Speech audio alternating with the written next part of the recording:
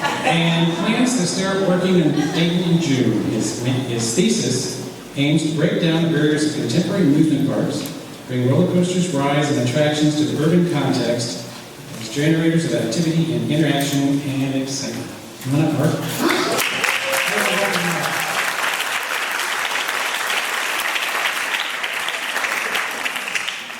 Thank you, everyone. First of all, before I begin, can I get a raise of hands of who all has ever been to an amusement park before?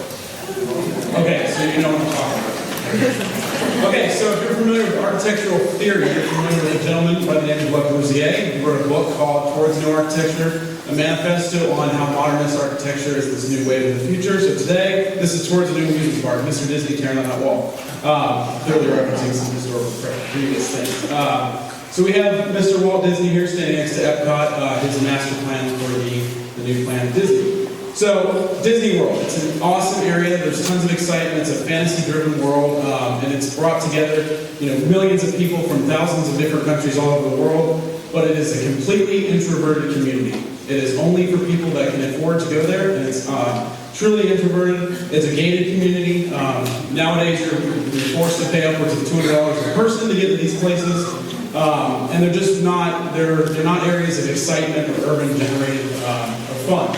So while they're all a lot of fun and I enjoy going to them myself, they're not realizing their full potential of how they can be an even better amusement park. People that go to Disneyland often refer to Main Street USA as being the perfect example of how America should be built. We should have all these beautiful streetscapes, tons of great facades, and everybody should always be on the street and having fun at all times. Well, they're only doing that at Disney. They're not doing that here in Dayton. They're not doing it in Cincinnati. They're not doing it in Columbus because they suffer from PDD, post-Disney depression. It's a psychological thing. It's permanent. It's a real thing. I'm not making this up. It's psychologically proven. Because these people are leaving our communities to go to Disney World, to go to Kings Island, which is fine. It's great for entertainment, but it's not the only way we can do amusement parks. We can do them better. Coney Island in New York, one of the first amusement parks that's truly an urban typology for people in Brooklyn and Manhattan to break apart from the cramped urban life and to go to a beach and to hang out. As you can see, it continually got more crowded over the years. It's got more popular. We had rides like the steeplechase and people would hang out on the beaches, and it was a great time for people in New York. But all those places have been abandoned. There's 3 amusement parks within a 50-mile radius of here that have been abandoned. One is still standing, if you're familiar with Americana in Middletown. It's still there, totally abandoned, just left to die. Unfortunately, its precedent, Coney Island, and Cincinnati is still surviving, is still doing well. But we need to push this to the next level. Disneyland is an entirely gated community, as I said. There's one entrance to the park.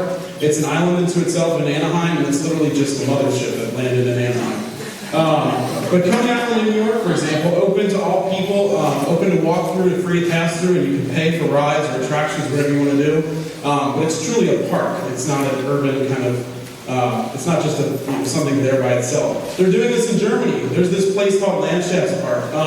They're doing this in several other places where you can go zip lining, you can do scuba diving, rock climbing, bike riding, and it's all in this urban environment from this adaptively used coal plant and steam and steel factory. So we have all these great, awesome attractions. We have roller coasters, we have free-fall rides. They're awesome, but they're only being used in these internal communities. So why can't we use these things? Why can't they break this barrier? And why can't they once again become the true potential that Coney Island in New York originally had set for it? We already have a good base of this. Riverscape is an awesome area where people can get together at all times.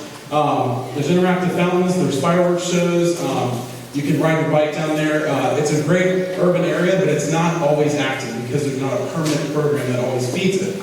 So why not bring something that's exciting and constantly bringing activity like an amusement park or the functions of an amusement park, and bring them to Dayton. So we have roller coasters that are actually downtown. They're actually interacting with the people there. Am I getting some of you? So they're generators of excitement that's always occurring, and they're also fun. This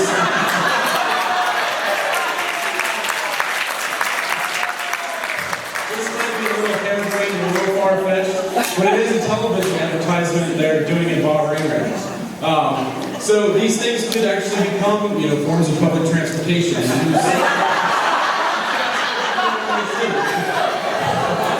So for my thesis, thesis,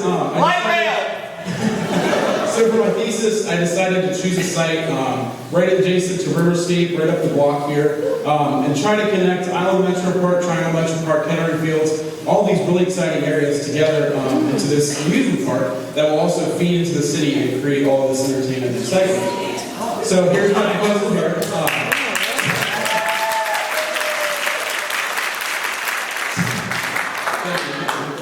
So on the north side, we have a roller coaster that can transfer you to the south side of the site, serving as kind of a prototype form of transportation.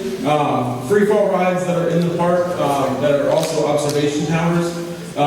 There are hotels in the park, so you can actually stay there. There are townhomes, you can live there, so choose. Because there's nowhere in the world where you can actually live in an amusement park. Why is that true? Why can't you live here? Unless you're crazy like me, you want to live there.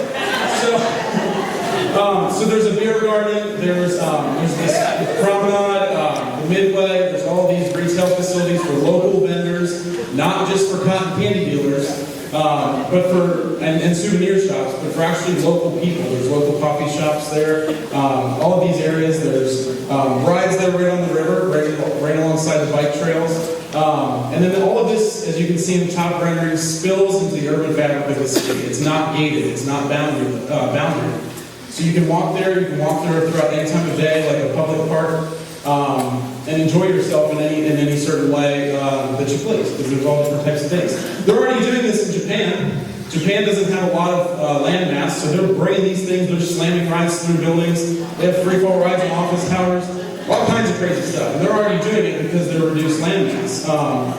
So what's the hesitation? Why aren't these things, revitalizing our urban centers that unfortunately are being dispersed? So if you are interested in this proposal and you'd like to talk funding, meet me outside.